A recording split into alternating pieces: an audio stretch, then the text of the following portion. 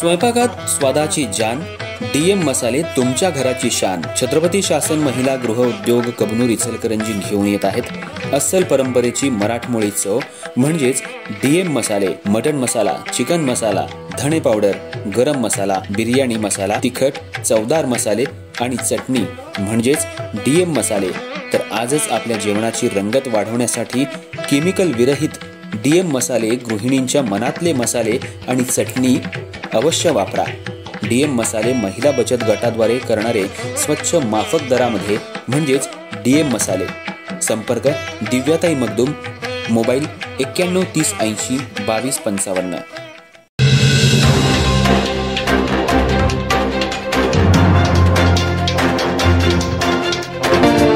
नमस्कार, मी तेजस्विनी मगदूम। एम मराठीमध्ये आपल्या सर्वांचं स्वागत आहे। पाहूया ठळक घडामोडी। इचलकरंजी शहरातल्या इंदिरा गांधी रुग्णालयातल्या वॉर्ड नंबर 44 मध्ये असलेल्या बाल विभागातल्या बाथरूममध्ये आग लागली। यावेळी रुग्णांमध्ये धावपळ उडाली होती।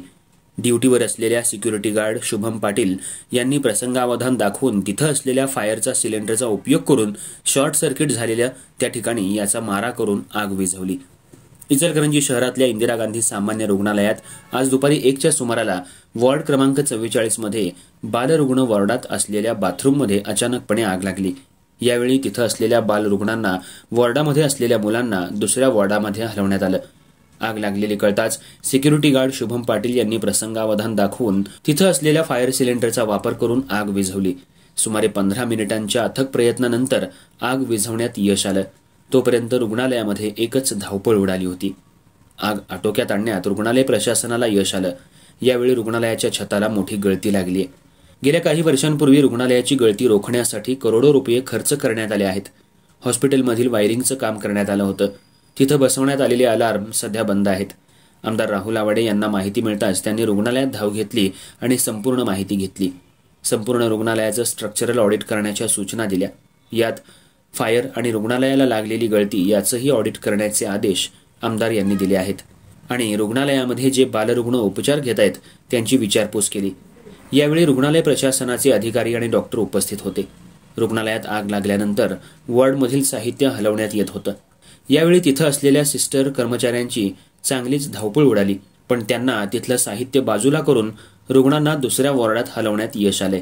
आज इंदिरा गांधी रुग्णालयामध्ये मोठी घटना टळली। आयजीएम हॉस्पिटलमध्ये लहान मुलांचा जो वॉर्ड आहे त्या वॉर्डच्या जे वॉशरूम बाथरूममध्ये अचानक शॉर्ट सर्किट झालं आणि शॉर्ट सर्किट झाल्यामुळं तर वायरीनं आग लागली आणि त्याच्यामुळं अचानक धावपळ आपल्याला इथं आपली झाली। फायर एक्सटिंग्विशरने ती आग विझवण्यात आली, परंतु ती आग जी लागली आहे ते वरचं आपल्या पावसामुळं जे काय आपलं आयजीएम हॉस्पिटलचं जुनी इमारत असल्यामुळं तिथं वरचं स्ट्रक्चरल ऑडिट करून त्याचं लिकेजेस किंवा तिथं आपले गळती आहे ती गळती काढणं गरजेचं आहे। त्या गळती काढायचं काम मी आत्ताच PWDचे अधिकारी यांच्याशी बोललो आहे, अन्य तोंडे साहेब आपल्या CS साहेबांशी बोललो आहे, माननीय पालकमंत्री साहेबांशीही मी आपले पालकमंत्री आंबेडकर साहेबांशीही मी या ठिकाणी बोलून घेणार आहे। त्याच्या बाबतीत स्ट्रक्चर ऑडिट आणि इलेक्ट्रिक ऑडिट आणि त्याचबरोबर असणारं फायर ऑडिट हे तिन्ही या ठिकाणी करून घ्यायची व्यवस्था आपल्याला शासनाच्या माध्यमातून काही वर्षापूर्वी इथली लाखो रुपये करोड रुपये खर्च करून वरचं वॉटर प्रूफिंग केलं होतं 3 ते 4 वर्षापूर्वी। ते टिकलं नाही का? 2019ला माननीय प्रकाश आवाडे साहेब पहिल्यांदा आमदार झाल्यामध्ये मागच्या वेळी आमदार झाल्यानंतर आपल्याला साधारण 23 कोटी रुपये आयजीएमच्या विकासासाठी मिळालेले। त्यातनं वरनं वॉटरप्रूफिंग झालं आहे, परंतु ते कालानुसार त्याला सारखं मेंटेनन्स करावं लागतं। ते मेंटेनन्सच्या माध्यमातून काय कशा पद्धतीने झाले त्याचं पाठपुरावा त्या ठिकाणी करू।